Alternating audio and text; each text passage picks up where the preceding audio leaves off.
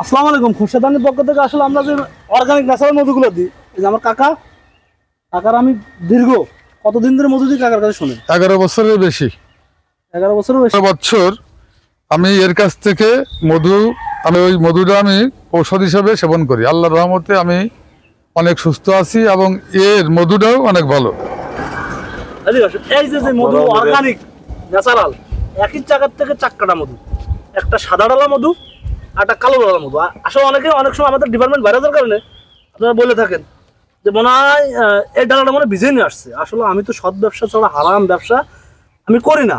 আমার মতো ডিপার্টমেন্টটা যেহেতু ভাইরাস, আমি যতই চিল্লাচাল্লি করি আমার তো বিশ্বাস করতে গেলে আপনার কিছু দেখাইতে হবে।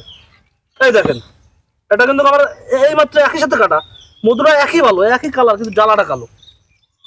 এটা হলো পুরন, এই মধুটা কার্যকারিতা বেশি, এটা পুরাতন। এটা এই দাগের অভিজ্ঞতা নেই, তারা এসব বুঝবে না।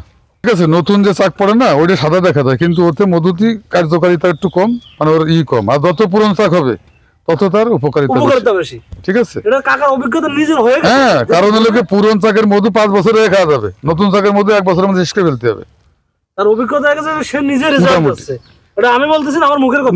না, আল্লাহর রহমতে আমি এ পর্যন্ত ওর কাছে কোনো 2 নম্বর পাইনি। খামাকে বলে কোনো লাভ নেই।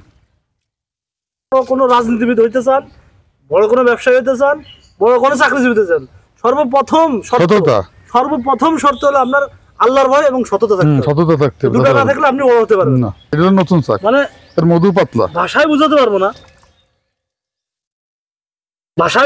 না যে এটা কি আল্লাহর নিয়ামত। ফেরবি না, ওই পাশে চলে যা, ওই কলের কাছে চলে যা।